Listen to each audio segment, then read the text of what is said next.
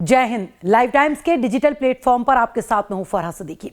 आज हम बात करेंगे एक अहम और सीधे आपसे जुड़े मुद्दे की।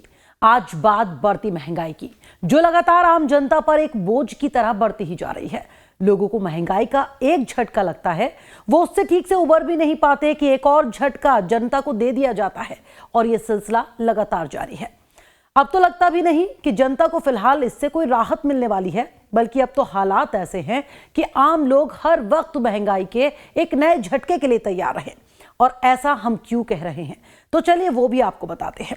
अभी हाल ही में पेट्रोल, डीजल और सीएनजी के दाम कई बार बढ़ने के बाद अब रसोई गैस भी आम आदमी की जेब और ढीली करने को तैयार है। जी हां, 7 जून 2026 को 14.2 किलो वाले घरेलू गैस सिलेंडर में 29 रुपए की बढ़ोतरी और कर दी गई है, जिसके बाद अब दिल्ली समेत कई जगहों पर रसोई गैस की कीमतों में इजाफा हो गया है, जो आम आदमी के लिए किसी बड़े झटके से कम नहीं है, क्योंकि पहले ही जनता महंगाई के बोझ तले दबी हुई है। पेट्रोल, डीजल, सीएनजी हो, दूध की कीमतें हो या किचन का रोजमर्रा का सामान, लगभग सभी चीजों के दाम पहले से काफी बढ़ गए हैं। और उस पर आग में घी डालने का काम अब रसोई गैस की हाल ही में बढ़ी कीमतों ने कर दिया, जिसने पहले से महंगाई से त्रस्त जनता को एक और जोर का झटका दे दिया। भारत में लाखों करोड़ों परिवार रसोई में एलपीजी सिलेंडर इस्तेमाल करते हैं, लेकिन हाल के महीनों में घरेलू सिलेंडर के दामों में लगातार बढ़ोतरी हो रही है। मार्च 2026 में ही 14.2 किलो वाले घरेलू सिलेंडर की कीमत में 60 रुपए का इजाफा किया गया था और अब एक बार फिर से 29 रुपए इसके दाम बढ़ा दिए गए, जिसके बाद दिल्ली में गैस की कीमतें बढ़कर 913 से 942 के आसपास पहुंच गई, तो कई दूसरी जगहों पर यह 940 से 950 रुपए के बीच आ गई हैं। यानी 3 महीने में 89 रुपए महंगा हो गया है सिलेंडर, जो आम लोगों की जेब पर सीधा सीधा हमला है। सरकार के लिए कहने को यह भले ही एक छोटी सी बढ़ोतरी हो, लेकिन आम आदमी की जेब पर सीधा और बड़ा बोझ है, क्योंकि साल भर में कई सिलेंडर बदलने वाले परिवारों के लिए यह सैकड़ों रुपए का अतिरिक्त खर्च बन जाता है। चलिए आपको समझाते हैं कि आखिर क्यों ये दाम लगातार बढ़ रहे हैं। इसकी मुख्य वजह अंतर्राष्ट्रीय बाजार में कच्चे तेल और एलपीजी की कीमतों में उछाल है।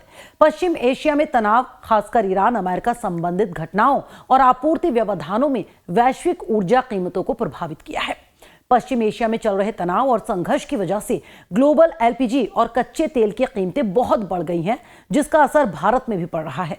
क्योंकि भारत एलपीजी का बड़ा आयातक है, इसलिए अंतर्राष्ट्रीय दामों का सीधा असर यहां पड़ रहा है। हाल ही में कई बार जनता को पेट्रोल, डीजल और सीएनजी के बढ़े हुए दामों का भी झटका लग चुका है, क्योंकि कई बार इनके दामों में बढ़ोतरी हुई है, जिससे ट्रांसपोर्ट, किराना, सब्जी, फल सब कुछ महंगा हो गया है। तो अब रसोई गैस की बढ़ोतरी के साथ लोगों के लिए ये महंगाई का डबल ट्रिपल झटका हो गया है, जिससे आम आदमी की रोजमर्रा की जिंदगी, सफर, खाना पीना सब पहले से ज्यादा महंगा हो गया है। वहीं सरकार का कहना है कि सप्लाई स्थिर है, रोजाना लाखों सिलेंडर डिलीवर हो रहे हैं, तेल कंपनियां घाटा सह रही हैं, लेकिन घरेलू उपभोक्ताओं पर अभी भी पूरा बोझ नहीं डाला जा रहा है। सब्सिडी भी जारी है और जरूरतमंदों को राहत भी दी जा रही है। सरकार का यह भी कहना है कि भारतीय परिवार दुनिया में सबसे सस्ती रसोई गैस इस्तेमाल करते हैं। सप्लाई स्थिर है, लेकिन ग्लोबल दबाव से पूरा बचाव मुश्किल है। चलिए अब समझते हैं आम परिवार पर इसका कैसे और कितना असर पड़ेगा। एक औसत मध्यम वर्गीय परिवार महीने में 1 से 2 सिलेंडर इस्तेमाल करते हैं। अगर मान लिया जाए कि एक सिलेंडर पर 30 से 60 रुपए की बढ़ोतरी होती है, तो सालाना 400 रुपए से लेकर 1500 रुपए तक का अतिरिक्त बोझ पड़ जाता है। गरीब परिवारों के लिए यह और भी मुश्किल है, क्योंकि रसोई का खर्च बढ़ने से बजट का संतुलन पूरी तरह से बिगड़ जाता है।